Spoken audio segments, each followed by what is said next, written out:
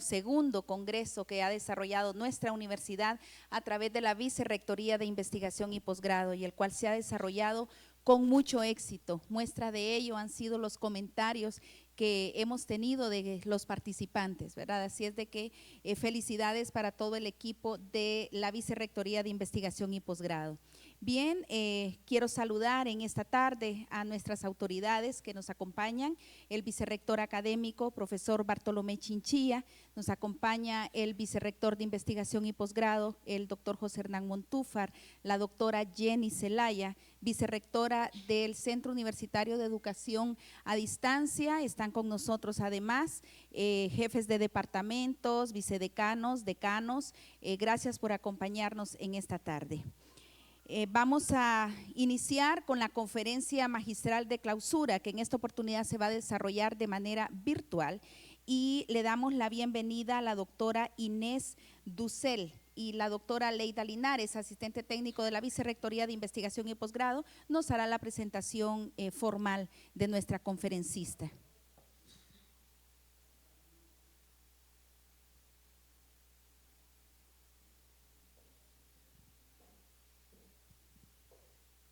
Muchas gracias. Muchas gracias. Bienvenidos todos a esta acto de clausura del 12º Congreso Regional de Investigación Educativa CRIE. Voy a leer el resumen del currículum vitae de la doctora Inés Dussel, con quien nosotros vamos a cerrar con broche de oro este evento. La doctora Inés Dussel es de nacionalidad argentina, es profesora investigadora del Departamento de Investigaciones Educativas del CINVESTAF, IPN de México, es doctora en educación, egresada de la Universidad de Wisconsin-Madison. Su formación de base es en Ciencias de la Educación en la Universidad de Buenos Aires y cuenta también con una maestría en Ciencias Sociales de Flaxo, Argentina. Fue becaria de la Fundación Spencer, de DAAD de Alemania, del CNP de Brasil, de la Universidad también de Buenos Aires, Argentina, y del Instituto de Alemania George Ecker.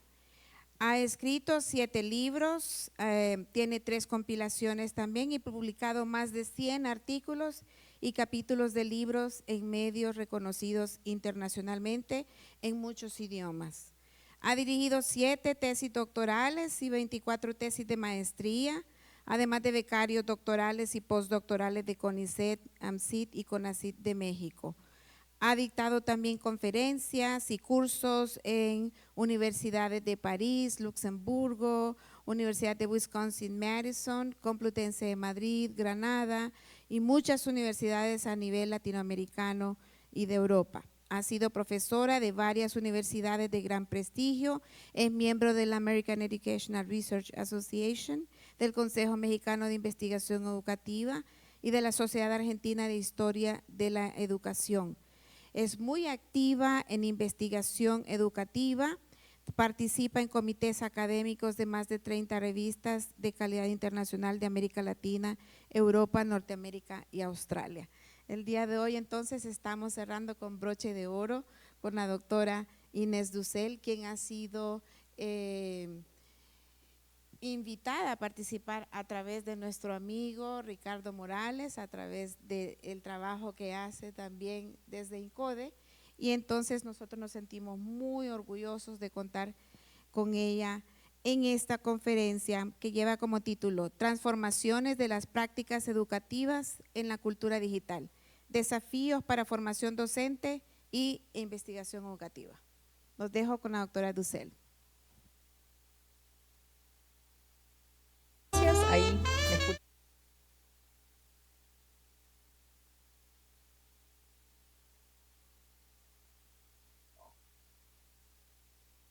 Hola, hola, hola. Bien, doctora, adelante. Sí, ok, perfecto. No, porque estos son un poco engañosos, ¿no? Pero ahí tiene apagado silenciado el micrófono. Pero no importa, si me dicen, listo, ya me quedo. Y cualquier cosa me avisan si hay problemas en la comunicación. Bueno, en primer lugar, quiero agradecer muchísimo la invitación para participar, aunque sea de este modo, del congreso que están realizando. Muchas gracias a Ricardo, muchas gracias a todos los colegas que que hicieron posible esto. Y bueno, aquí preparé algunas ideas para compartir vinculadas a investigaciones que estamos desarrollando, que estoy desarrollando con distintos grupos de investigación, sobre todo en México, aunque también algunos en Argentina y como verán también con otros colegas latinoamericanos con los que estamos trabajando en relación a los cambios que estamos atravesando desde las prácticas educativas y específicamente en las escuelas en estas épocas digitales, ¿no? De escuelas digitalizadas. Entonces, bueno, a ver, empiezo con la presentación. En primer lugar, muy brevemente, hace referencia a nuestra condición digitalizada. Aquí hay distintos autores que vienen discutiendo la idea de que en realidad portátiles, pedestres y personales, a diferencia de otros medios, por ejemplo la televisión o el cine, que estaban fijos, que estaban en algún lugar, bueno, la diferencia que ha supuesto la emergencia de este aparato, además del celular inteligente, que es cámara, que es buscador, que es conector, que es, entre otras cosas, bueno, es una pequeña computadora, entre otras cosas, es teléfono. Pero bueno, esto ha hecho que estos artefactos se estén difundiendo enormemente, ¿no? Por todo el planeta y estén creando, algunos dicen, otras ontologías de la presencia, ¿no? Los modos en que estamos presentes en un lugar simultáneamente estar conectados a muchos otros, ¿no? Y esta expansión de los medios digitales se ha dado, hay que decirlo, de la mano de, bueno, sobre todo de las grandes corporaciones tecnológicas capitalistas, y esto impone ciertas direcciones. Podríamos decir que así como lo digital surgió inicialmente de investigaciones financiadas por el Estado, estos vínculos científico-militar en los años 70, cada vez más se hizo, digamos, los grandes impulsores fueron las empresas privadas, y esto hace que muchos de los desarrollos actuales estén orientados por el lucro y no por otras conversaciones respecto a, no sé, el bien común, problemas como los que después quiero abordar, por ejemplo, la cuestión de esta nueva economía de la atención en los datos, se dicen muchos son el petróleo, ¿no? El petróleo del presente, el petróleo del futuro, es donde se hace en este momento muchísimo dinero. Para conseguir más datos tenemos que estar atentos, tenemos que estar, como se dice en la jerga tecnológica, el engagement, ¿no? Y tenemos que estar comprometidos haciendo cosas, cliqueando, atendiendo, pasando tiempo. Bueno, todo esto se mercantiliza, ¿no? Se vuelve parte de algo que se vende y se compra. Nuestra atención se ha vuelto un bien, una mercancía. Y en ese sentido, para la escuela tenemos varios problemas que están vinculados a que la atención nuestra y de nuestros estudiantes ahora está muy mercantilizada y está sometida a otras reglas. Bueno, esto de muchos más estímulos, de mucho más competencia por la atracción, por la captura de la atención. Y en ese sentido, bueno, estamos en condiciones muy diferentes a hace 20 años o 30 años, ¿no? Y por otro lado, bueno, toda la socialidad se vuelve técnica o está atravesada por lo tecnológico, nuestras amistades, nuestra sexualidad, nuestra salud, ¿no? La relación con el cuerpo, la política, por supuesto, ¿no? Lo cultural, nuestras actividades económicas, y en ese sentido, bueno, son tecnologías que han penetrado muchísimas esferas que antes no estaban tan integradas a redes de inmediatez, ¿no? Y de mercantilización de muchas actividades humanas. Me interesa abordar estos cambios desde la perspectiva pedagógica y específicamente propongo mirarlas con este concepto de infraestructuras de conocimiento. Los estudios de infraestructuras han cobrado mucha fuerza en las últimas décadas y sobre todo diría en la última década para pensar lo digital. Las infraestructuras es una línea de trabajo mucho más vieja, por supuesto, de ingenieros, de arquitectos, de científicos, ¿no? Y lo que han puesto de manifiesto estas perspectivas de la infraestructura es pensar, bueno, cómo se organiza lo social a partir de intercambios materiales, ¿no? Y en ese sentido nos orienta a un enfoque mucho más relacional y más ecológico, de pensar en series, en conjuntos, en redes, ¿no? También en un punto extraer, y esto sirve mucho para lo digital, a los actores no humanos, como ahora vamos a ver muchos cables, satélites, ¿no? Artefactos, los celulares que antes describíamos, bueno, que son importantes en estas infraestructuras. Y en general son las infraestructuras, bueno, son parte de cómo nos comunicamos y se vuelven invisibles, ¿no? Es parte de un trabajo que hice de historia de los baños escolares en Argentina, un trabajo histórico, la historia de los baños escolares, y ahí es posible ver cómo en cierto momento los ingenieros empiezan a cobrar fuerza en la organización del espacio escolar, y este es precisamente un plano, que es un plano que tiene que ver con los desagües. Bueno, precisamente como me interesaban los baños, este es un aspecto que revoluciona, ¿no? La construcción de baños cuando empiezan a haber cloaques, cañería, desagüe, ¿no? Que se pueden traer los baños adentro, que se puede sacar el olor, los desechos, etcétera, ¿no? Y entonces podemos ver un poco así como las entrañas, podemos decir, ¿no?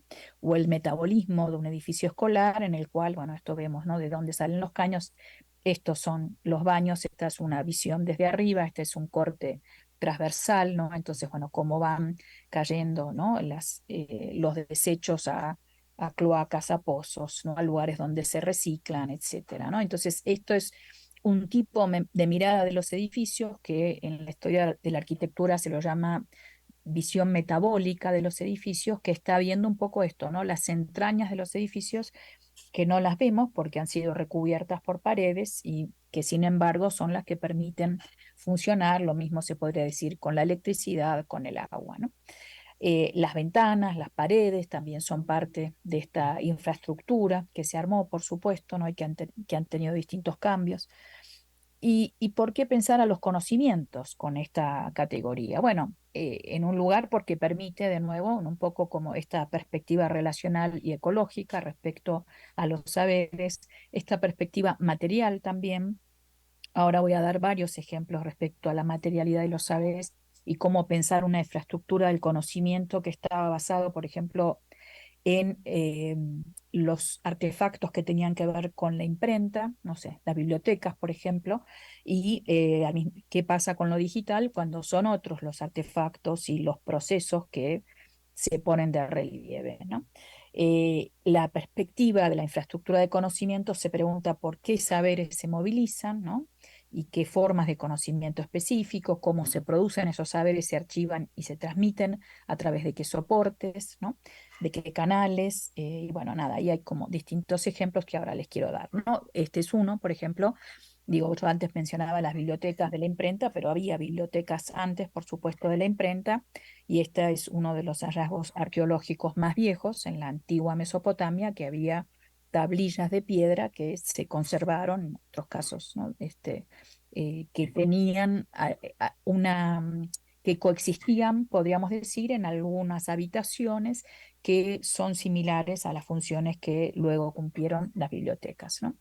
Pensando en la infraestructura digital, ¿cuáles son esas infraestructuras digitales? Bueno, se habla mucho de la inmaterialidad de lo digital, pero sin embargo lo digital es bien material, podríamos decir.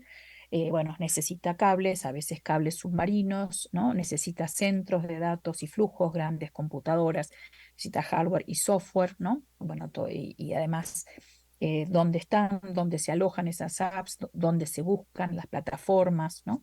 Las redes sociales necesitan a veces, y esto es cada vez más habitual, redes de comunicación no terrestres como los satélites, ¿no? Necesitan dispositivos, necesitan conexiones, necesitan electricidad, ¿no? Este es un ejemplo bien interesante que muestra, bueno, esto es una imagen que produjo la Agencia Espacial Europea en 2018 de los satélites que rodean a la Tierra. Fíjense, ¿no? La enorme polución, podríamos decir, la enorme cantidad de satélites que hay funcionando. Se calcula que en el 2023 hay 8.000 satélites, pero digamos, los grandes jugadores, las grandes empresas en esto son la de Elon Musk, Starlink y también Amazon, ¿no? Amazon, además de toda la venta que tiene, digamos, de todo lo que es el comercio en línea, es uno de los grandes dueños de los satélites, ¿no? En la Tierra, y entonces está también monopolizando mucho de las comunicaciones, ¿no? Si hoy hay 8.000, se prevé para los próximos años que haya 71.000. Imagínense, ¿no? Esto por 10, lo que va a ser y lo que implica también, y de nuevo digo, como mencionaba antes, donde quién discute si esto es bueno o es malo para el cambio climático, para la salud, podemos decir, de la tierra, para la ecología, para las generaciones que sigan, ¿no? Bueno, esto por ahora está muy impulsado por los fines de lucro y no por otro tipo de conversaciones que sería deseable tener, ¿no? Pero bueno, todo esto me parece que es parte de lo que no vemos y sin embargo en este caso estoy comunicándome, es probable que pase por algún satélite esta comunicación que podemos hacer, ¿no? Entonces, pensando en términos de las infraestructuras de conocimiento, bueno, me quiero acercar un poco más a las prácticas educativas y bueno, yo las llamo prácticas pedagógicas, ¿no? Y aquí uno de los elementos teóricos, de las perspectivas teóricas que me guían es una historiadora de los medios, Lisa Gittelman, que ha trabajado con una historia de la televisión, que trabajó una historia fabulosa de las tecnologías de papel, no sé, del PDF, ya no del papel, pero de la fotocopiadora, de los fanzines, ¿no? Entre muchas otras cosas.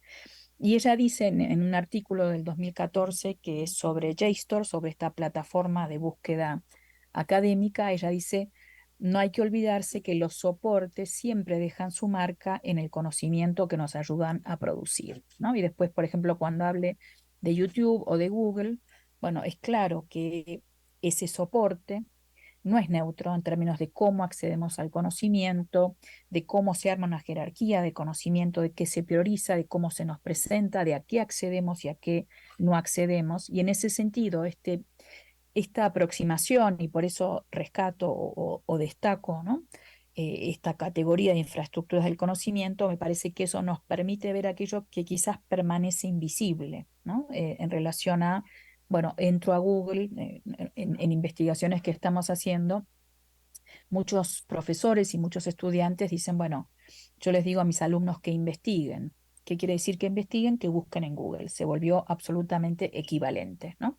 Y casi no hay otra operación que se pida cuando se menciona en las aulas la palabra investigar. Bueno, ¿qué quiere decir? Que la investigación se redujo a busquen en Google. Tiene ventajas, pero también tiene desventajas, ¿no?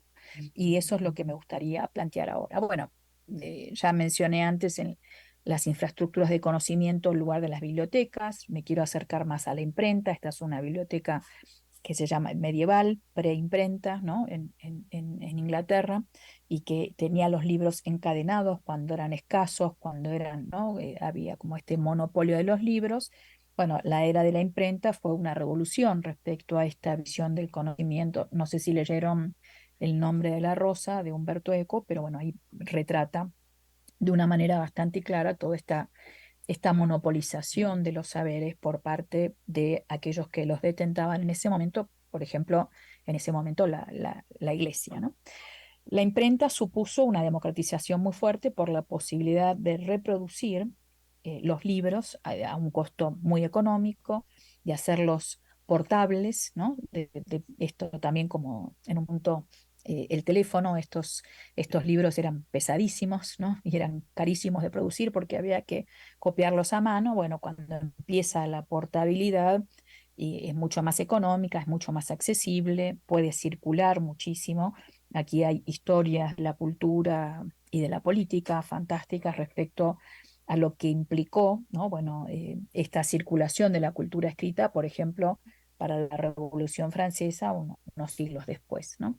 También el libro tenía una característica que era esta idea de, bueno, finito, ¿no? Bueno, un libro empieza y termina, un libro es más estable, por ejemplo, de lo que puede ser hoy una escritura en un blog, ¿no? Un libro, como tiene mucha más perdurabilidad, también es un libro que tiene un vínculo distinto con lo escrito, es una escritura que está hecha para perdurar, no como, no sé, un tweet que tiene una vida útil, digamos, muchísimo más corta, ¿no? Y esto estuvo asociado a proyectos epistemológicos y políticos como la enciclopedia, bueno, la ilustración, que fueron bueno, transformaron profundamente las formas de conocer y los contenidos de nuestras ciencias, ¿no?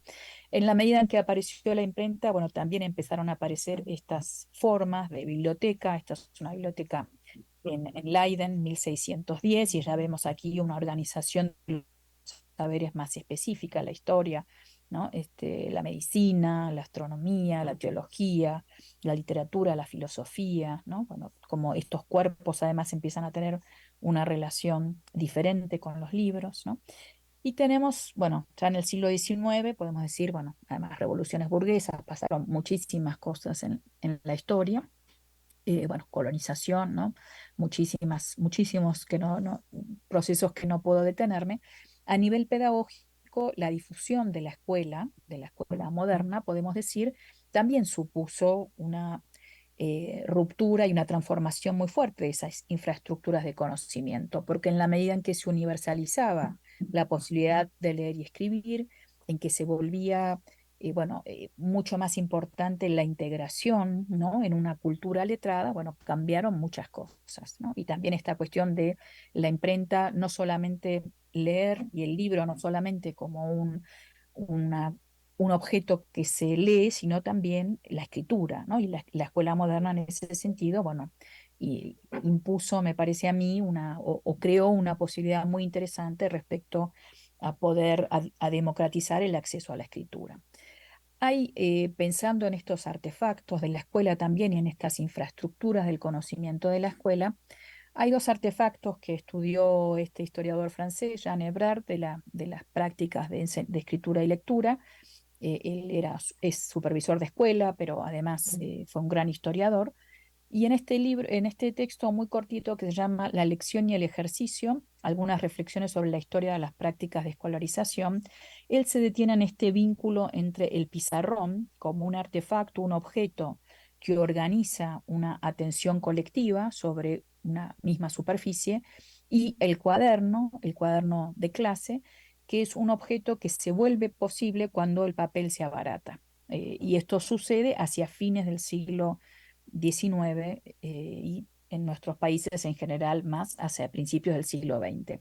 Entonces, dice Ebrard, bueno, en la medida esta interacción de un pizarrón en el cual se podía plantear una superficie de trabajo colectiva, que a veces era escrita por el docente, a veces era trabajada desde los estudiantes, hacia el frente, escriba, resuelva este ejercicio, etcétera, pero también la dupla, digamos, ¿no? Pizarrón-cuaderno, como el cuaderno como esta superficie de trabajo individual en la cual se puede seguir el ejercicio, confrontarlo, revisarlo, compararlo con lo que está en el pizarrón, compararlo con lo que está en otros cuadernos.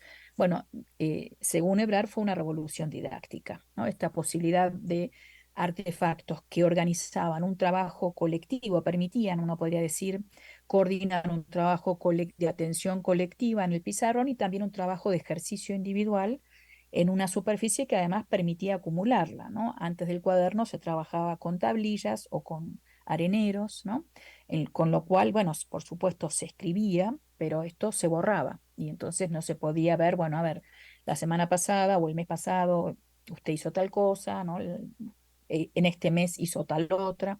Entonces, esta transformación de los artefactos impulsó también una transformación didáctica en términos de mucha más actividad de parte de los estudiantes, sin abandonar, podríamos decir, una forma de trabajo colectiva y una coordinación del trabajo colectivo que fue muy importante, ¿no? Aquí vemos algunos ejemplos de cuadernos. Estos son de Argentina, de una escuela que era muy interesante, la Escuela Serena, cerca de Rosario, bueno, en el litoral argentino. Y bueno, nada, fíjense, es muy especial el lugar que le daban a las artes, ¿no? La pintura, etcétera, pero vemos que ahí el papel está también interviniendo en, bueno, no sé, boletas de calificaciones, ¿no? Son objetos que van y vienen de la escuela al hogar, que permiten, ¿no? Tanto un control, un seguimiento, un monitoreo del progreso, del trabajo, una retroalimentación, ¿no? Tienen muchas funciones que han sido muy importantes. ¿Qué es lo que viene pasando, podríamos decir, en el último siglo, ¿no? Y aquí digamos, lo digital, y en esta lectura sigo a algunos historiadores de los medios que dicen en realidad la ruptura de lo digital empezó ya con la fotografía y con el cine en muchos casos, ¿no? Y sobre todo con el cine. Y aquí hay un gran teórico de la cultura, Walter Benjamin, un alemán de principio del siglo XX, y él dice en esta frase, que es una frase, un pensamiento, podríamos decir, corto, pero muy interesante, dice, bueno, la escritura hace siglos se empezó a reclinar gradualmente, pasando de la inscripción vertical al manuscrito que reposaba inclinado en los atriles para terminar recostándose en la letra impresa. Ahora, dice, comienza con idéntica lentitud a levantarse otra vez del suelo. El periódico es leído más vertical que horizontalmente. El cine y la publicidad someten por completo la escritura a una verticalidad dictatorial, ¿no? Una idea de esto, una cierta dictadura de la vertical. Esta es una imagen del Museo del Mañana en Río de Janeiro. Fíjense cómo todos están, digamos, yo creo que aquí lo digital es todavía más fuerte quizás que el cine en esta cuestión de una cierta fascinación, ¿no? Hay un filósofo francés, Eric Sadin, que habla de la relación totémica con lo digital, ¿no? Y en un sentido, si es como el nuevo tótem, estamos maravillados. Bueno, en mexicano podríamos decir, se le dice a esto estar apantallado, ¿no? Cuando uno está wow, bueno, es estar apantallado. Y en un sentido es así, ¿no? Esta idea, bueno, del wow, ¿no? Del quedar obnubilado, quedar fascinado, tiene mucho que ver con el efecto de las pantallas, ¿no?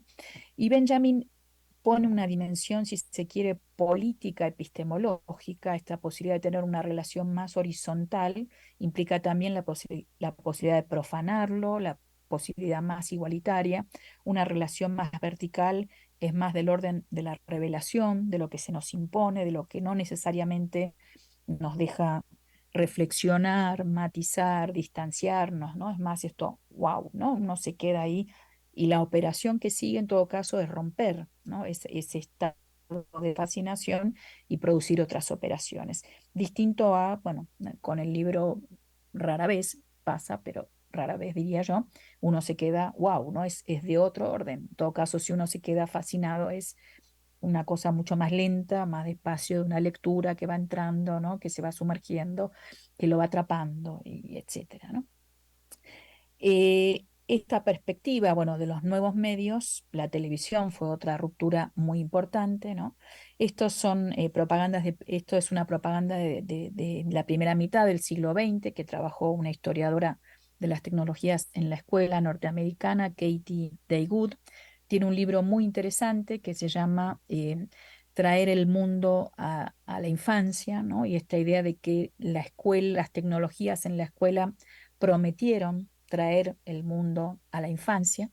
Y por otro lado, bueno, está también esto que es una imagen que se produjo en los años 70, que era la de las clases sin paredes, ¿no? La idea de que la televisión iba a volver innecesarias las paredes porque aprendemos en cualquier lugar, porque la escuela, incluso Marshall McLuhan, que fue uno de los grandes teóricos de estas perspectivas, decía, bueno, el aula es un calabozo medieval, no tiene ningún sentido en la sociedad electrónica, ¿no? No tenemos que estar fijos a ningún lado. Esto que en 1960 escribe esto, no existían los celulares, ¿no? Entonces la idea de que hay que pasar a una escuela o a un aula sin paredes, ¿no? Y hay que más bien traer estos artefactos electrónicos y abrir la escuela al mundo y tirar las paredes abajo, ¿no? Esta es una utopía que se plantea, una utopía a mí no necesariamente me gusta por motivos que después voy a explicar. Me parece que ahí hay algo de la suspensión escolar que opera, como lo vimos en la pandemia, que habilita otro tipo de trabajo, ¿no? Y otro tipo de socialización, de convivencia, etcétera. Pero podemos decir que ya vemos aquí una perspectiva de infraestructuras del conocimiento que están planteando que la escuela ya quedó atrás, como parte de las infraestructuras del conocimiento más perdurables, más estables de la imprenta. En realidad hay que irnos a otro tipo de nuevo, ¿no? De institución, de espacio, de organización del tiempo y de los saberes. Esta es una imagen de una escuela digitalizada, claramente. Esta es una imagen de una fotografía que se publicó en el New York Times en el 2017 en una nota muy crítica de la presencia de las grandes corporaciones tecnológicas en la educación norteamericana. Y es una fotografía que yo creo que tiene, evidentemente, una perspectiva crítica, o al menos para mí es clara, ¿no? Esta idea de, bueno, de qué es lo que se estructura, ¿no? Podríamos decir en esta escena pedagógica, es una escena que, si la comparamos, voy a pasar rápido, pero bueno, ¿no? Con un aula tradicional, llamémosla, ¿no? Con un foco de atención, con una maestra que organiza un diálogo, ¿no? Colectivo, pero es radialmente, pensándolo hacia digamos, con el foco en la maestra. En este caso tenemos un aula con muchos centros. Esto no es nuevo, por otro lado, ¿no? Ya Montessori, Freinet, este, de Crowley, muchos otros pedagogos de la escuela nueva del principio del siglo XX ya planteaban el aula, romper el aula simultánea, plantear múltiples centros, pero aquí podríamos decir que hay un paso más, que es que hay una individualización muy fuerte, ¿no? Lo importante parece pasar en esta relación, ¿no? Cada estudiante con su computadora, el maestro, digo, en ese sentido, es una imagen lograda, ¿no? Un maestro que está como un poco sin saber dónde ubicarse o un poco al margen, ¿no? Incluso la cuestión de como se dicen acá, los cascos, ¿no? Los audífonos, bueno, aquí están, o los auriculares, ¿no? Cada uno en su mundo sonoro, ¿no? Ya el aula no es un espacio de lo colectivo, es un espacio muy individualizado, muy fragmentado, no en todos los casos, pero en muchos sí. Y bueno, y también yo digo, aquí hay una delegación muy fuerte de las operaciones de aprendizaje y de enseñanza en las plataformas, ¿no? Lo central pasa a ser esto que sucede aquí y no tanto lo que sucede en una interacción con pares, en una interacción con otros adultos, ¿no?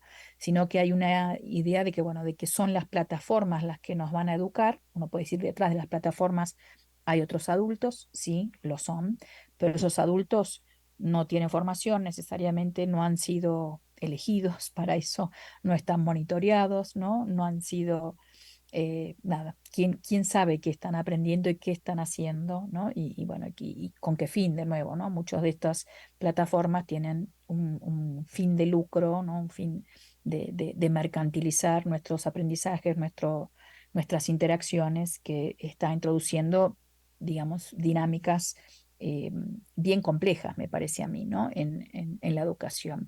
Este es un ejemplo, de nuevo, de infraestructuras, ¿no? Entonces podríamos decir, bueno, si esta niña está navegando en Google, bueno, en realidad va aquí, ¿no? A los grandes servidores de Google y a las bibliotecas de Google, ¿no? Que son quienes controlan gran parte del flujo de la información, ¿no? Contrapongo a esa imagen de una escuela con recursos a las imágenes que estamos viendo. Estas son fotos que sacamos en escuelas en el Estado de México, escuelas semirurales, y ahí vemos, como decía antes, presencia de celulares, ¿no?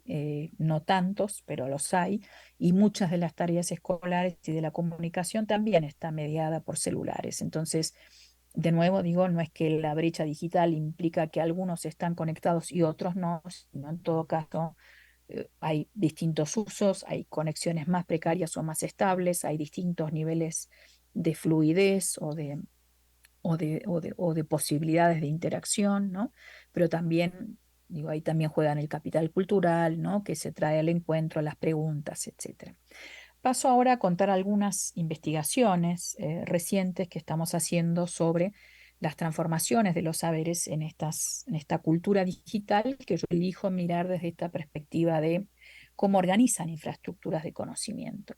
Por un lado, podríamos decir, bueno, las experiencias de la pandemia son muy claras respecto a eso, ¿no? Y vuelvo a esta idea de las aulas o las escuelas sin paredes. Bueno, eso es un poco lo que vivimos en la pandemia, cuando el espacio escolar se trasladó a sede doméstica y cuando los celulares se volvieron los artefactos centrales a través de los cuales nos comunicábamos, ¿no? Aquí, bueno, los historiadores de la arquitectura que están trabajando la cuestión de lo digital, ellos dicen, en realidad el celular es una nueva especie de espacio, ¿no? Parece un juego de palabras, lo es, pero me parece interesante, no es un espacio igual que una habitación o una casa, pero es un espacio porque estamos coexistiendo con otros seres, estamos en diálogo, en conversación, nuestras trayectorias están interactuando con otras trayectorias y esta es la definición que toman de espacio, ¿no? Y en ese sentido hay que analizar ahí qué tipo de espacio es el celular, ¿no? Y qué pasa con la confluencia del celular como espacio con el espacio escolar y un espacio escolar en la pandemia que se tuvo que redefinir completamente, ¿no? Vimos esto, una mayor individualización y una mayor fragmentación del aula y de la escuela, una pérdida de estos hilos de lo común, ¿no? La relación con los pares, de la relación con las maestras, ¿no? Muchas cuestiones que se hicieron visibles en el encierro escolar, de dónde vienen los estudiantes, de qué pasa en sus hogares, etcétera, y también muchas invisibles respecto a cómo se hace el trabajo escolar, quiénes son los que acompañan, los que sostienen, y qué tipo de trabajo escolar se prioriza, ¿no? Esto lo trabajamos bastante en México, donde hubo una presión muy fuerte por enviar tareas, mandar tareas, ¿no?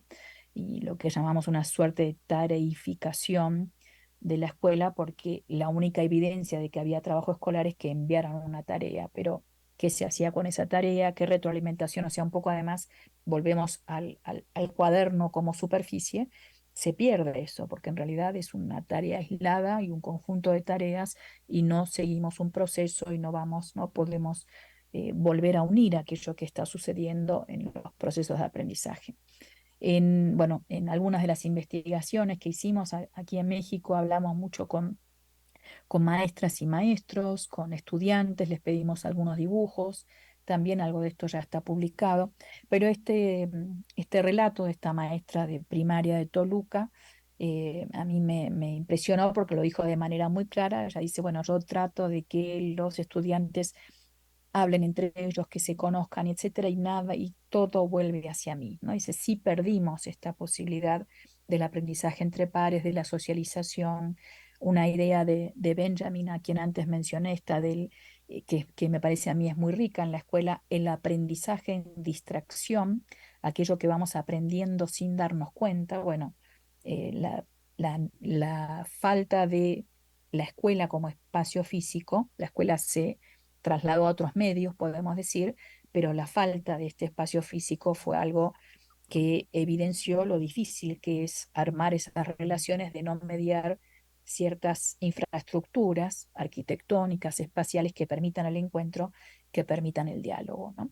Y en ese sentido también, ¿no? Apareció mucho en los relatos de los estudiantes, bueno, la relevancia de la escuela como un espacio distinto al hogar y también como un espacio distinto al celular. Y esto me parece interesante, ¿no? Una niña de Tabasco, ella decía, prefiero estar dentro de un salón de clases que detrás de un celular o una computadora. Y me parece que este uso del dentro y el detrás es muy ilustrativo.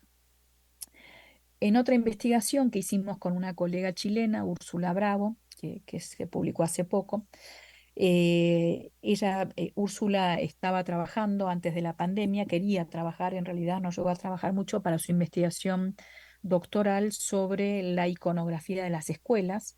Bueno, ¿y qué pasa con lo que se cuelga en las paredes, con los pósters, con los murales de las escuelas, ¿no? Que ella veía una cierta desproporción entre un tipo de estética como, entre comillas, muy infantilizada, ¿no? Y muy de dibujo animado, incluso un poco viejo, versus lo que son los discursos pedagógicos que van en otra dirección.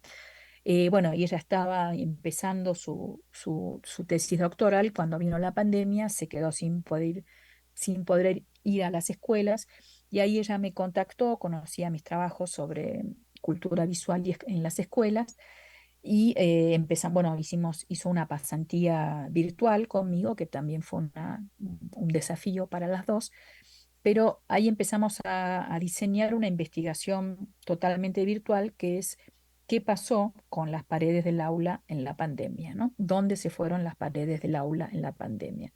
Y entonces para eso entrevistó a 20 docentes de escuelas primarias de Santiago de Chile, la mayoría de escuelas públicas, pero algunos de escuelas privadas, Bueno, las escuelas en Santiago, en Chile, son muy desiguales, ¿no? Las escuelas privadas atienden a sectores no subvencionadas, atienden a sectores más ricos, las escuelas municipales son las que atienden a los sectores más pobres. Bueno, fue muy interesante todo el trabajo con los docentes, las entrevistas en profundidad y el seguimiento de sus actividades, pero una de las primeras cuestiones era preguntarles cómo usaban ellos las paredes del aula antes de la pandemia y qué hacían con eso, con esas funciones que cumplía una pared en el aula ahora en la pandemia en que no tenían esa posibilidad, ¿no? Entonces ahí apareció, bueno, que estas imágenes que se cuelgan en las paredes, que se postean, que se ubican en las paredes, tienen mucho que ver con armar una memoria, un recordatorio, no sé, en los primeros grados de la primaria, los abecedarios, los números, los cumpleaños, las efemérides, las producciones infantiles, ¿no? Como una forma de visibilizar y dar relevancia y valorar a las producciones infantiles. Bueno, todo eso se perdió, ¿no? Y lo que decían muchos era, bueno, esta lógica de lo inmediato. Muchos de los docentes de escuelas públicas trabajaron solamente en WhatsApp, ¿no? Entonces también era enviar tareas, volver tareas. Cada tanto podían hacer algún sincrónico virtual, pero era bastante poco accesible. Y entonces ellos decían, no tenemos a dónde tener eh, este archivo o esta memoria de trabajo que sea más permanente, ¿no? Y ahí sentían que se había perdido algo valioso respecto a lo que ofrece lo digital. En el caso de las escuelas privadas de sectores sociales más altos, hicieron producciones como estas que muestro aquí en la imagen, ¿no? Bueno, más de algún software, de dar clase interactiva relativo, pero bueno, clique aquí, haga esto allá. Una cuestión que nos impresionó, bueno, en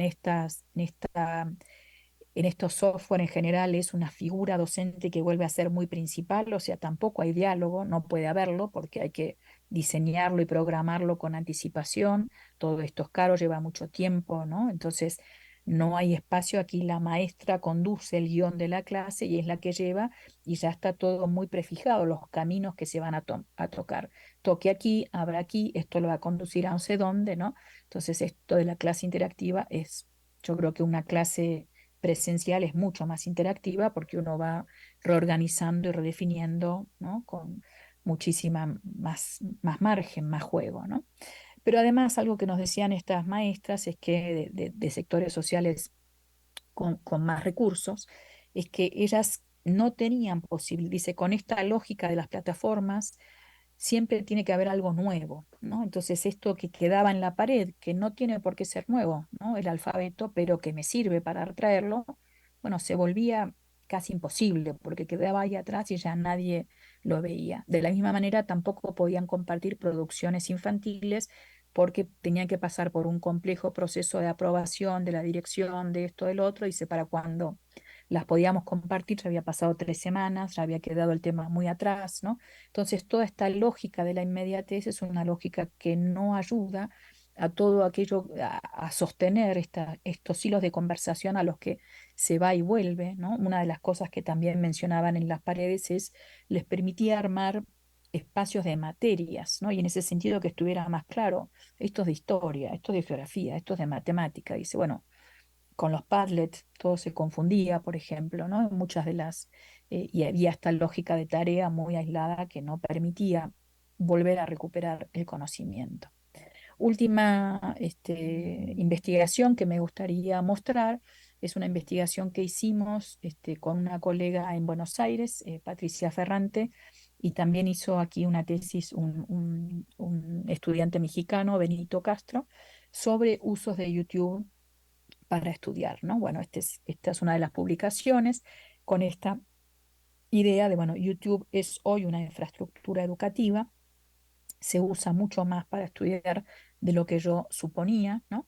YouTube es una plataforma, bueno, que todos conocemos, empezó no hace tanto, 2005-2006, fue comprada por Google en 2006 y ya desde ahí, bueno, está muy asociada con algoritmos de búsqueda, etcétera, ¿no?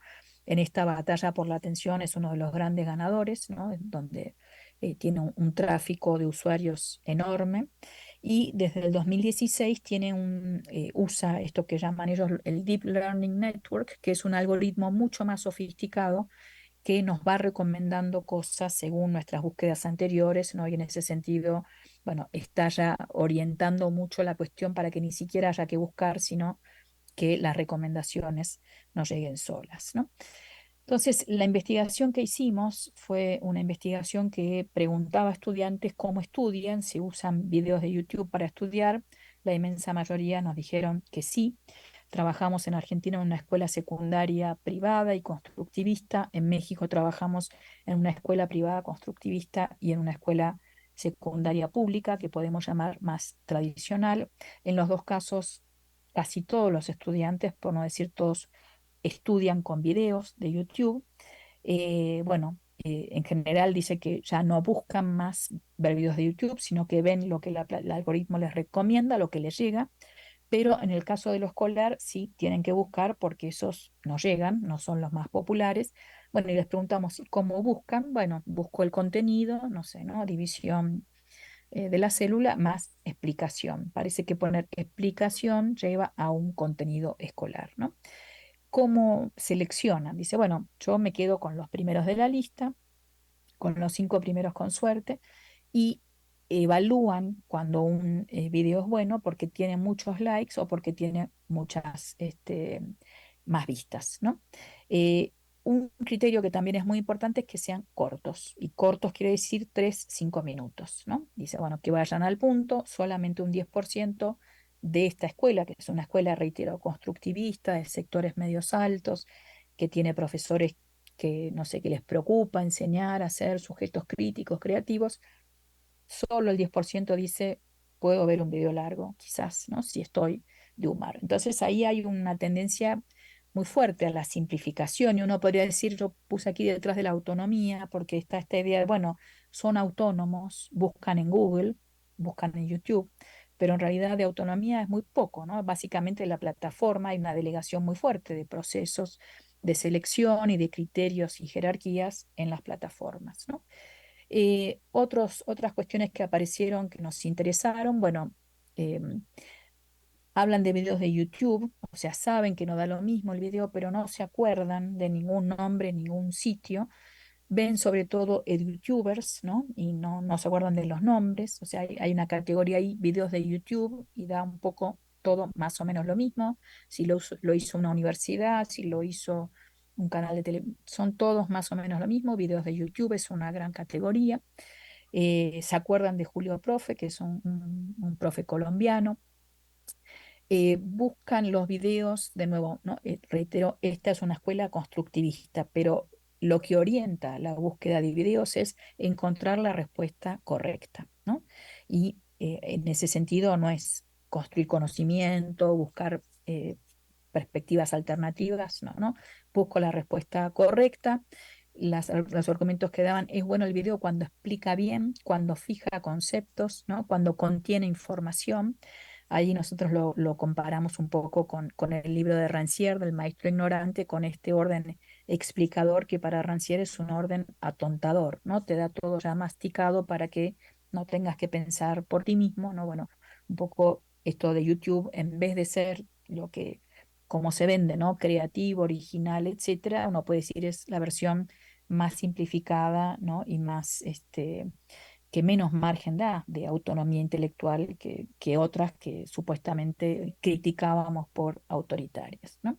Bueno, usan mucho la barra de abajo para ir directamente a donde tienen que ir, ¿no? Entonces, bueno, en la escuela privada usan las herramientas de traducción, que eso es una novedad, y ahí sí pueden ver videos en otros idiomas, sobre todo en inglés. En México encontramos lo mismo en las dos escuelas, con quizás un margen de autonomía un poco mayor en la escuela privada constructivista, donde al menos hay una preocupación de que algo se están perdiendo y hay un interés de ver cada tanto videos más largos, traen algunas otras preguntas, no muchas, la verdad, no había diferencias muy significativas, y quizás la diferencia más evidente era esta cuestión de el uso el manejo del inglés, ¿no? De poder buscar materiales en inglés. Pero también aquí pasó algo interesante en la tesis de Benito Castro, que es cuando él empezaba a buscar con los criterios de búsqueda de los estudiantes, aparecía mucha teoría conspirativa, ¿no? Entonces él ponía y ya aparecía, bueno, ¿no? ¿Cuál fue el verdadero grito de Hidalgo? Mentiras que te contó la escuela sobre Miguel Hidalgo en general.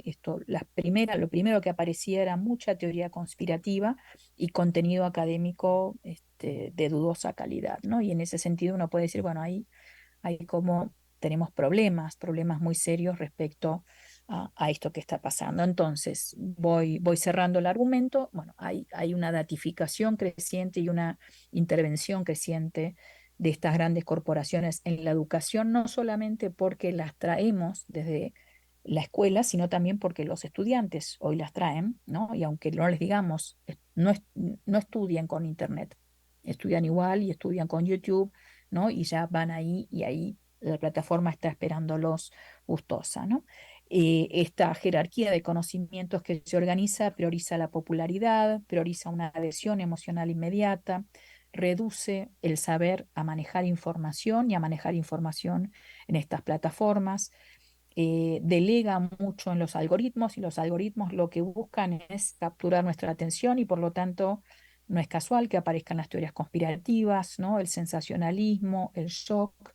Y para mí el desafío fuerte es que la escuela trate de desacoplar sus prácticas educativas de las que están poniendo hoy las plataformas corporativas, ¿no? Digamos, ahí no hay preguntas en estas plataformas respecto a otras nociones de saber, más plurales, más complejas, a una conversación sobre la verdad, ¿no? Podemos decir la verdad no es una verdad revelada, pero es un acuerdo provisorio sobre el significado y también ahí nos preocupa algo de lo común, no solamente lo que a mí me gusta, sino también algo que acuerdo con las y los demás, ¿no?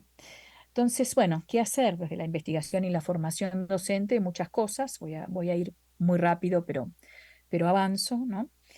Por un lado, yo creo que hay que pensar en esta visión más ecológica y relacional, también traer la perspectiva ecológica, terrenal, podemos decir, ¿no? Contra esta invasión de satélites en el espacio aéreo, bueno, a ver cómo volvemos a conectarnos con la Tierra entre nosotros, ¿no? Mirarnos a los ojos, hacer otras cosas, entender el costo que tiene estos avances, ¿no? Para la Tierra.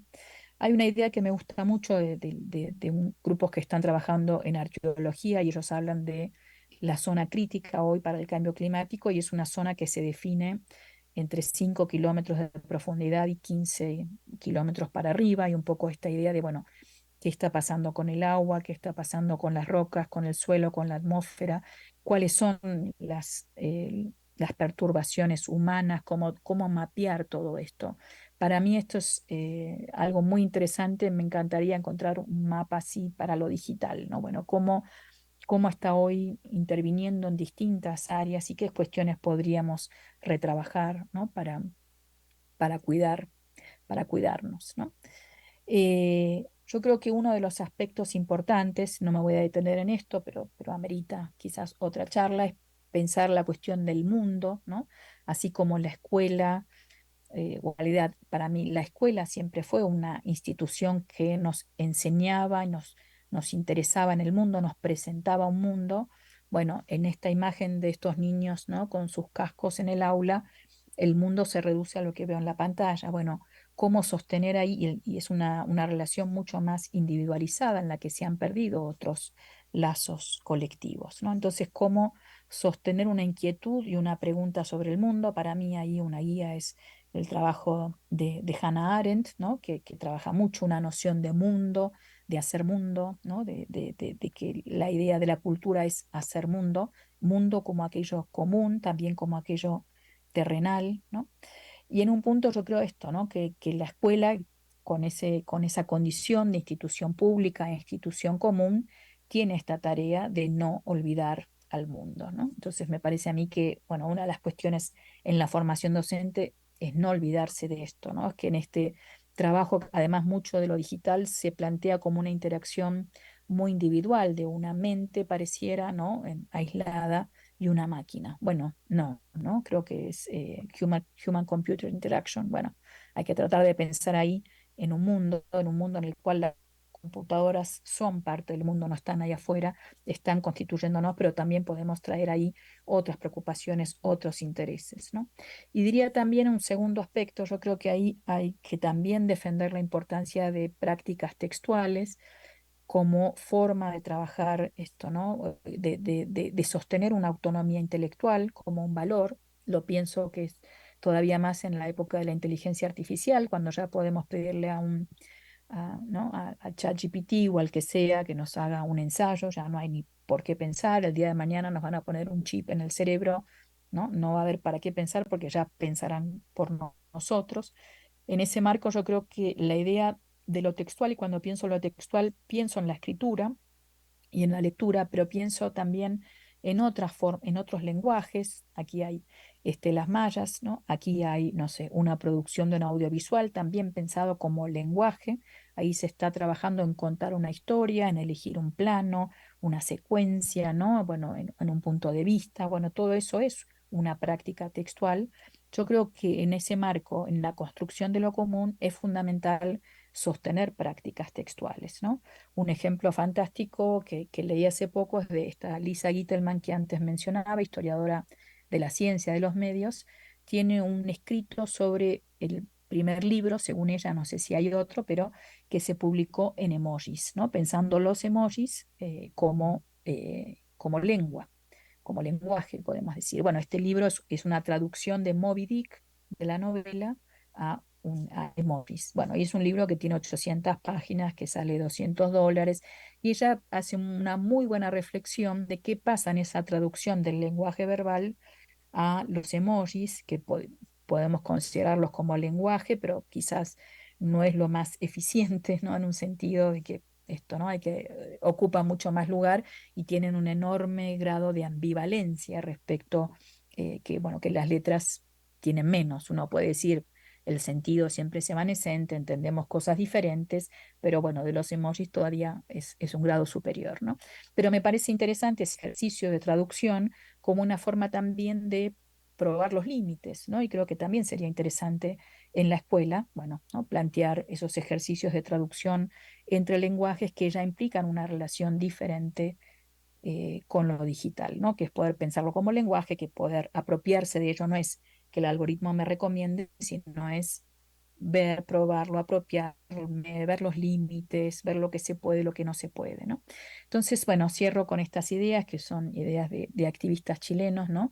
Bueno, que retoman de un sitio que se llama Imprimir es Resistir, muy interesante. Dice, bueno, entonces pasamos de mirarnos el ombligo a mirarnos a los ojos, ¿no? Por ahí me parece que esta es una buena idea de que hay tanto ombligo, hay tanto yo, ¿no? Hay en muchas de las prácticas digitales, van a empezar a mirarse más a los ojos. Y por otro lado, esta idea de Angela Davis, no estoy aceptando las cosas que no puedo cambiar, estoy cambiando las cosas que no puedo aceptar, ¿no? Yo creo que varias de las direcciones de lo digital para mí entran, y no soy para nada tecnofóbica ni antitecnológica, pero en todo caso creo que hay que reorientar algunos de esos desarrollos y hay que pensar, bueno, qué tierra les dejamos a las próximas generaciones, qué cultura les dejamos a las próximas generaciones, cómo no perdemos capacidad de autonomía, de pensar por nosotros mismos, de hacer por nosotros mismos. Y para mí ahí la escuela y la investigación educativa tienen un valor fundamental, ¿no? Precisamente en el sentido de desacoplarse de eso que aparece tan fuerte hoy desde las plataformas y poder plantear preguntas viejas, podríamos decir, de la pedagogía: qué, a quiénes, cómo, dónde, cuándo, en este nuevo marco que están planteando las infraestructuras digitales de conocimiento. Bueno, muchas gracias, y creo que estamos mal de tiempo, pero si hay preguntas o comentarios, me gustaría mucho recibirlos. Gracias.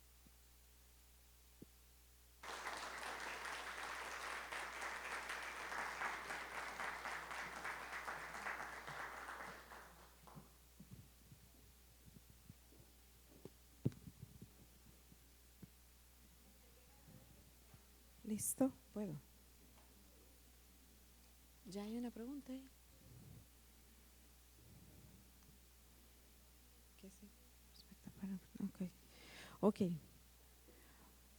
Bueno, yo creo que ha sido una conferencia magistral maravillosa que nos ha dejado muchísimas lecciones para nosotros que nos desenvolvemos en el campo educativo, para los docentes, para nuestros estudiantes, para investigadores también, expertos, especialistas en la investigación educativa, muchas reflexiones que podríamos hacer, pero voy a dar paso a las preguntas que tenemos en el chat y después voy a dar paso a las preguntas que tenemos en el auditorio. Una de las preguntas, doctora Dussel, es ¿qué se prospecta para enfrentar la consecuencia del entretenimiento vacío? Vamos a ver… ¿Qué se prospecta para enfrentar la consecuencia del entretenimiento vacío que trae consigo esta ola del uso masivo de estas plataformas tecnológicas? Ujú. ¿Qué se prospecta? Bueno, yo creo que ahí tenemos que plantear, ¿Qué se no proyecta? sé, este, bueno, creo que hay más que entretenimiento vacío, es cierto, es mucho entretenimiento vacío, podríamos decir, pero también tiene efectos, ¿no? En términos, por ejemplo, de cómo te acostumbras a ciertas estéticas, de que todo tiene que ser rápido, que tiene que ser, como dicen los chicos, al punto, ¿no? No pierdas el tiempo, ¿no? Cosas complejas, por favor, no, ¿no? Cosas difíciles, por favor, no. Y creo que ese es un aspecto uy, ahí me está rebotando el sonido, pero este es un aspecto que es importante que insistamos en esto que una investigadora holandesa dice, bueno, Zuckerberg, Facebook, fue muy efectivo en crear este botón de me gusta, ¿no? Y bueno, el me gusta, que es como la adhesión emocional inmediata, pero no creó ningún botón de difícil pero importante. Y el mundo necesita gente que esté dispuesta a lo difícil pero importante, porque la vida es compleja, porque tenemos problemas bien complejos, ¿no? Y que con la simplificación, ¿no? Y el golpe bajo, bueno, más bien nuestro mundo se empobrece, ¿no?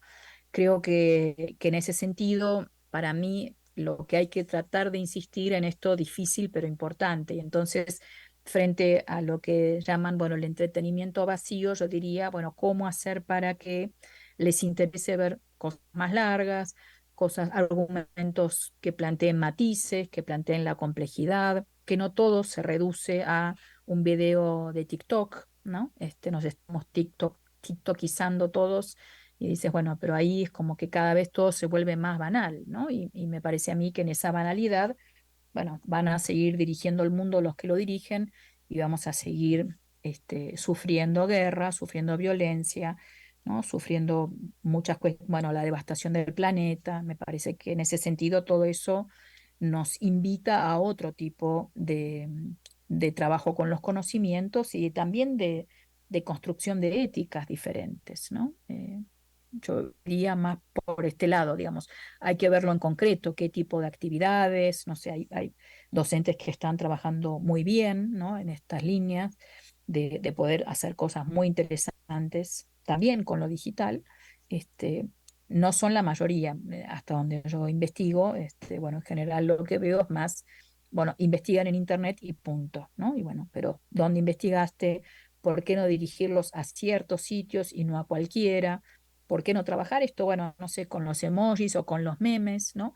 Esta traducción, bueno, a ver, ¿se puede hacer memes de todo? ¿No se puede? ¿No? Cualquier contenido soporta un meme. ¿Vas a hacer un meme de la guerra? Bueno, ¿qué quiere decir eso? No habría que, o sea, no sé, ¿no?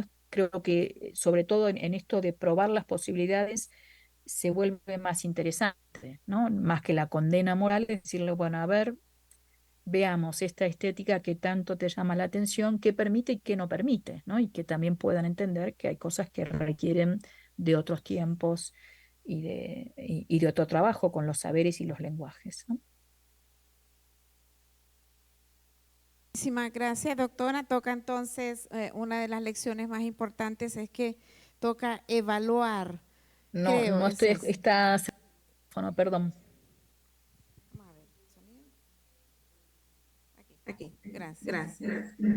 Sí, Estaba mencionando que una de las lecciones más importantes podría ser que toca evaluar más frecuentemente el uso de las plataformas digitales, lo que hacemos con ellas, ser más selectivos con el trabajo que decidimos hacer y ser un poquito más de repente reflexivos sobre lo que se está haciendo con estas plataformas digitales y la influencia que tiene en las formas de pensamiento que estamos provocando en nuestros estudiantes.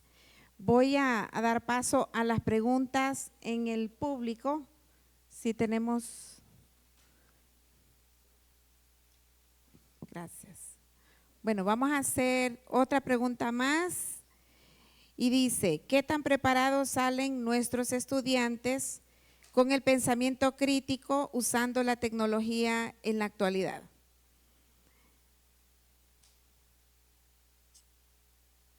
¿Qué tan preparados ¿Qué estamos tan pensando? preparados salen nuestros estudiantes? Em, Bueno, yo creo que eso depende mucho de las escuelas, ¿no? De la política pública, de la formación docente. Eh, Aquí en México mi impresión es que no estamos muy preparados para una formación crítica. Si miro la formación docente que se da, esa formación docente muchas veces es manejar programas de ofimática, no sé, el Office, por ejemplo, el Excel, el PowerPoint, pero no mucho más. No están, o sea, las cuestiones que yo presenté, qué pasa con el uso de YouTube para estudiar, qué ventajas y qué desventajas tienen, cuáles son mejores videos y cuáles son peores, porque por supuesto que estudiar con videos está muy bien. No lo critico. Lo que creo que hay que pensar es si los criterios son que sean cortos, que sean divertidos, ¿no?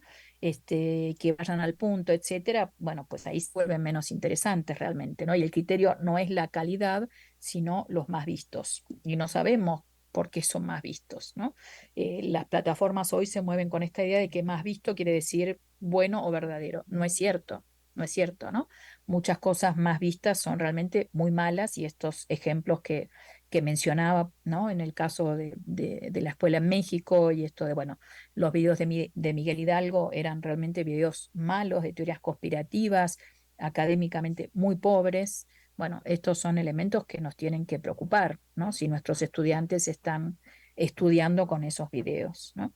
La otra cuestión que yo lo trabajé también con mis estudiantes de posgrado, porque ellos también estudian con videos. Y yo les decía ahí, bueno, cómo, no sé, en un doctorado, en una maestría, hay algunos que estudian conferencias, le digo, bueno, pero uno necesita escribir, yo por lo menos quizás no, yo necesito escribir, necesito para apropiarme de un conocimiento, necesito pasarlo a mis palabras o pasarlo a mano o a máquina, volver sobre eso, pensar, subrayar. Para mí un texto escrito tiene esa ventaja, ¿no? Bueno, subrayo, vuelvo, voy, ¿no? Si estoy leyendo cosas difíciles, ¿cómo estudia uno? En el video, de nuevo, es una concepción de información, ¿no? Así como fragmentada y ahí quedó y listo, ¿no? Memorizar y se terminó. Y eso va en contra de nuestros principios pedagógicos, de los que hoy pensamos que son los correctos, que es que el conocimiento es un proceso de construcción subjetiva que tiene que atravesarnos, que tenemos que entenderlo, que tenemos que integrarlo en nuestros esquemas previos, ¿no? Que tenemos que poder traducirlo e incorporarlo en nuestras maneras de ver el mundo. Todo eso no está sucediendo. Y en un sentido yo creo que ahí también yo diría hay mucho argumento de venta. Vuelvo a la cuestión inicial. Hay mucho argumento de venta de, ay, que son muy interactivos y son muy creativos. Y la verdad es que uno ve ahí que no hay procesos de creatividad. Vuelvo a la pregunta anterior. Bueno, se puede pedir, hagan un video, pero no el video estandarizado, todos iguales, sino hagan un video creativo. Ahora, ¿cómo se aprende la creatividad? Es todo otro desafío, ¿no? Pero entre otras cosas pasa por ver estéticas diferentes. No son necesariamente las más populares, ¿no? Yo ahí trabajé un tiempo con una experiencia muy linda, una experiencia cultural en Argentina que se llamaba el colectivo cultural y que iban por los pueblos rurales enseñando cine, ¿no? Cine y educación, cine educativo, y ellos hacían un taller que estaban 3 días, daban algunas herramientas iban a otro pueblo, volvían al primer pueblo y terminaban de armar una película, ¿no? Y lo que nos contaban, que dice, el primer año que hicimos esto, no pusimos ninguna regla. Y lo que aparecía era la misma estética de siempre, o del videoclip, o del noticiero sensacionalista, pero era muy difícil sacarlos de ahí. Les decíamos a los estudiantes, ¿de qué temas quieres hablar? ¿De la violencia, de la droga? ¿Pero eso pasa en tu pueblo? No.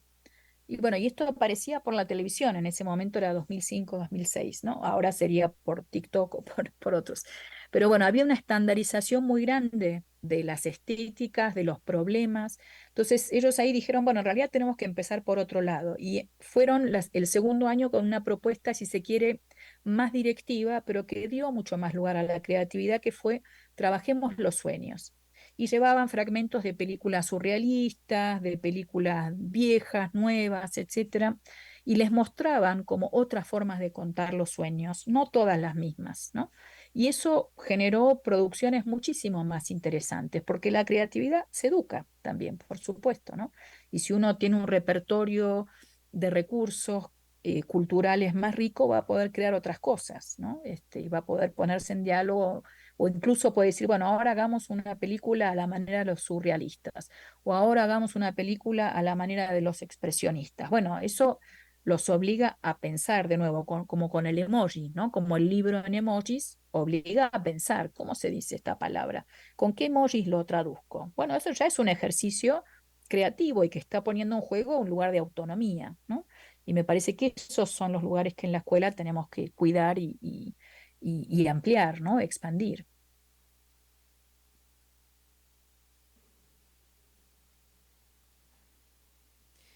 Muchísimas gracias, doctora Dussel. Nos ha dejado con una experiencia fantástica sobre este tema. Hemos aprendido muchísimo.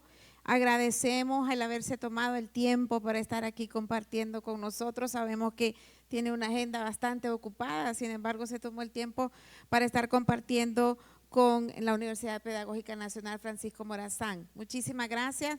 Un aplauso para la doctora Dussel. Nada, muy buen trabajo y muchas gracias por invitarme a compartir, aunque sea de esta manera. Tenemos un reconocimiento, un pequeño reconocimiento de parte de las autoridades de la UPN que dice así: Universidad Pedagógica Nacional Francisco Morazán, Rectoría, Vicerrectoría de Investigación y Posgrado, otorgan el presente reconocimiento a doctora Inés Dussel por su valiosa colaboración como conferencista internacional en el 12º Congreso Regional de Investigación Educativa CRIE 2023, con la temática Transformaciones de las prácticas educativas en la cultura digital, desafíos para la formación docente y la investigación educativa, dado en Tegucigalpa, MDC, Honduras, Centroamérica, 27 de octubre de 2023, firma doctor Hermes Aldubín Díaz, rector, quien le manda sus saludos, y doctor José Hernán Montúfar Chinchilla, vicerrector de investigación y posgrado, que se encuentra acá con nosotros y también le manda sus saludos. Muchísimas gracias, doctora Dussel. Muchas gracias a ustedes. Bueno, hasta luego y muy buen fin de semana. Hasta luego. Y a descansar.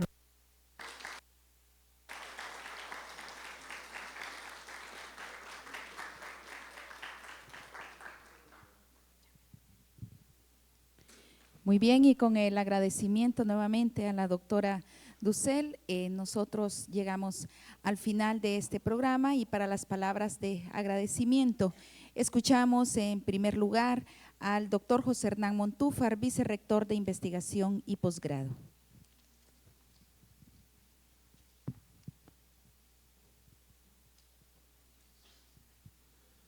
Buenas tardes. Es un gusto tenerlos este día. Quiero empezar con una frase muy conocida por nosotros que impacta mucho, sobre todo cuando se dan procesos de investigación, en este caso en el marco de este congreso. Decía Paulo Freire: nadie empieza a ser profesor un determinado martes a las 4 de la tarde. Nadie nace siendo profesor ni está marcado para hacerlo. Uno se forma permanentemente como educador en la práctica y en la reflexión sobre la práctica. Así pues, ¿Por qué no decir que ser profesor es renacer de un proceso continuo de renacimiento en la práctica y en la reflexión sobre la práctica? En ese sentido, enfatizamos que no hay enseñanza sin investigación, ni investigación sin enseñanza. Honorables miembros de la mesa principal, en este caso integrada por nuestro señor vicerrector académico, el magíster Bartolomé Chinchilla, un cordial saludo ya a la doctora Inés Dussel, que creo que ya no nos escucha, pero igual va el saludo para ella, autoridades universitarias, decanos, vicedecanos, jefes de departamento, profesores del campus central, estudiantes del campus central, y estudiantes y profesores que están conectados a nivel nacional a través de nuestra plataforma tecnológica. Es importante terminar un evento de esta magnitud para poder hacer algunas reflexiones. Hemos llegado a un momento de clausurar el presente congreso y es obligatorio hacer algunas valoraciones someras de lo realizado y del sentido que tienen los congresos en una institución como la nuestra y en último término, la propia universidad en sí. Les propongo hacer algunas consideraciones basadas en lo siguiente. Primero, consideramos que el objetivo establecido en este congreso, que es promover un espacio para visibilizar e integrar el trabajo de la investigación científica que realizan docentes y estudiantes de la Universidad Pedagógica y fuera de ella, se cumplió, ya que se presentaron 45 ponencias y se presentaron 8 pósters. Los ponentes demostraron mucha responsabilidad y un sentido de organización de sus ideas que permitieron establecer una asertiva comunicación con el auditorio y un singular espacio para la discusión y aportes. Quiero hacer un señalamiento especial a los estudiantes del Centro de Investigación e Innovación Educativa.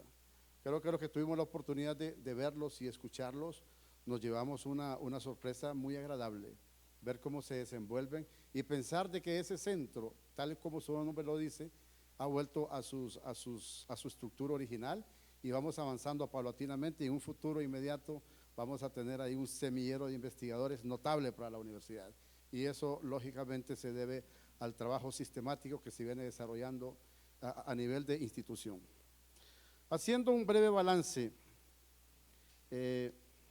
debemos decir que nuestras expectativas iniciales fueron superadas holgadamente.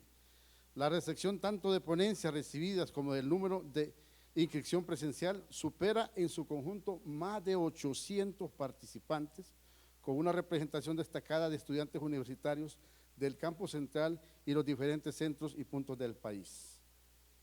Nosotros en el formato en línea tenemos más de 800 personas que estuvieron presentes de manera presencial y de manera virtual. Estos datos nos indican que entre ustedes existe un gran interés y una preocupación permanente por la investigación. Y creo que lo más importante, como lo dijimos en el discurso inicial, es que estamos desarrollando y estableciendo una cultura hacia la investigación. Y eso difícilmente se puede lograr de la noche a la mañana. Es un proceso sistemático colaborativo que lógicamente le corresponde a la Vicerrectoría de Investigación y Posgrado gestionarlo, pero los cimientos básicos de ello se encuentran directamente en los centros universitarios, en las carreras y en los diferentes instancias en el cual se desarrolló el proceso de enseñanza-aprendizaje. Somos conscientes también de algunas sombras proyectadas que debemos corregir y mejorar. Este congreso ha sido y ha supuesto una fuente de aprendizaje intenso para nosotros. Hemos aprendido de y con ustedes. Asimismo, debo significar y agradecer que este espacio ha sido posible fundamentalmente gracias a ustedes, a los ponentes, a los oyentes, al equipo de estudiantes que han servido como decanes, así como a las instancias institucionales y entidades colaboradoras, muy especialmente al equipo de rectoría, a las decanaturas, a las jefaturas de departamento, a las direcciones y coordinaciones generales de los centros universitarios y direcciones de unidades académicas y técnicas. De igual manera, enfatizo la asistencia técnica de la Vicerrectoría de Investigación y Posgrado, a la doctora Aleida Linares, a la magíster Esther Fonseca y a nuestra querida Xiomara, baluarte indiscutible de esta vicerrectoría. A los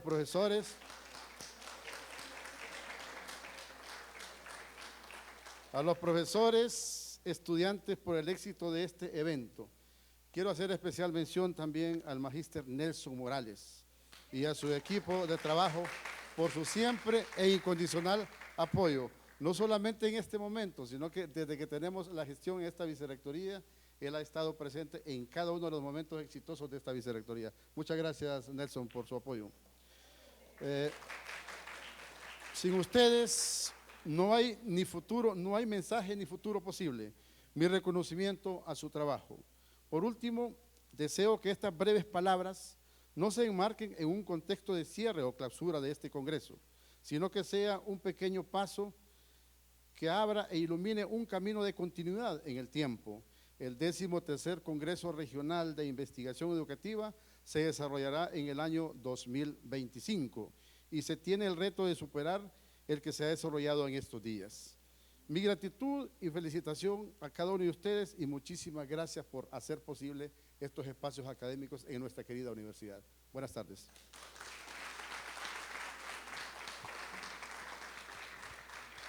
Muchas gracias, doctor Montúfar, vicerrector de Investigación y Posgrado de nuestra universidad. Y para las palabras de clausura de este congreso, escuchamos al vicerrector académico magíster Bartolomé Chinchilla.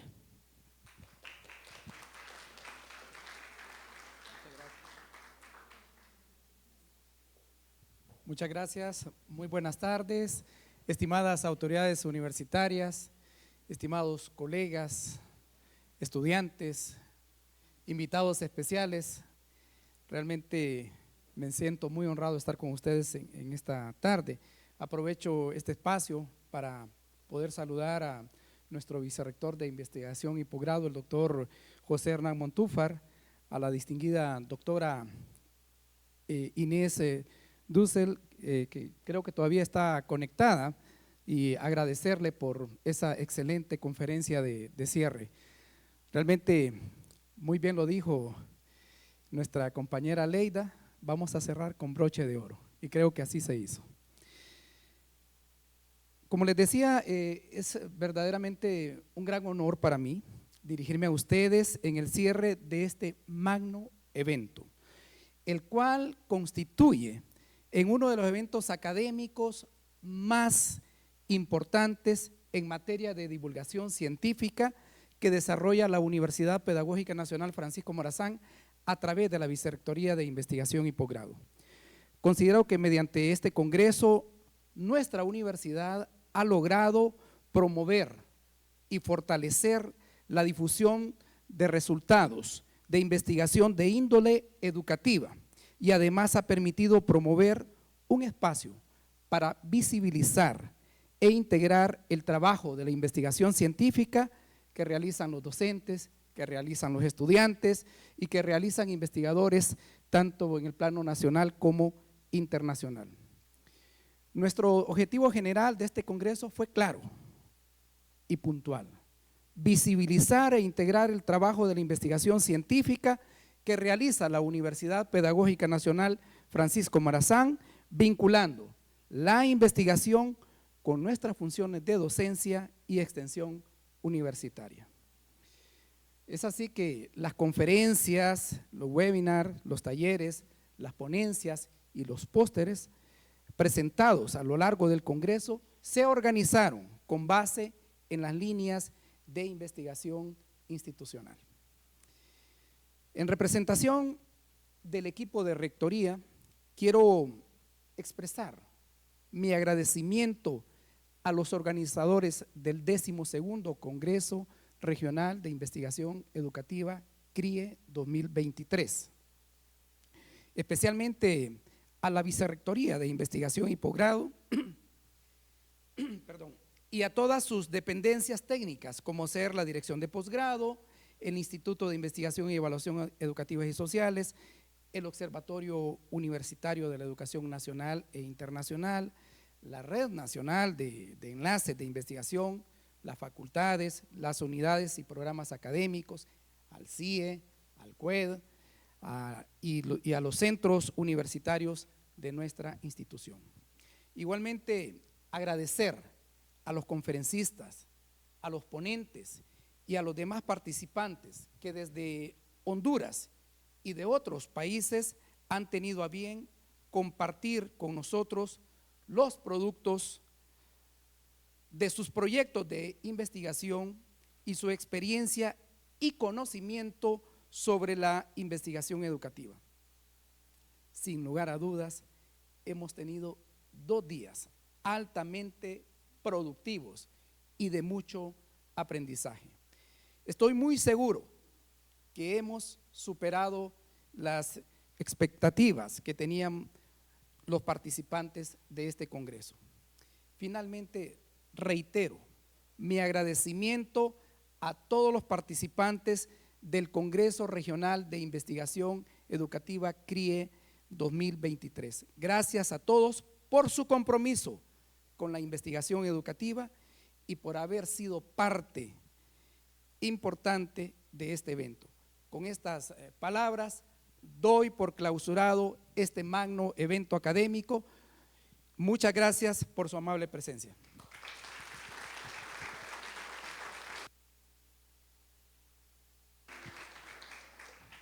Bien, luego de estas palabras de clausura del señor vicerrector académico, profesor Bartolomé Chinchilla, damos por cerrado este evento que con mucho éxito se ha desarrollado. Los esperamos en el año 2025. Bueno, les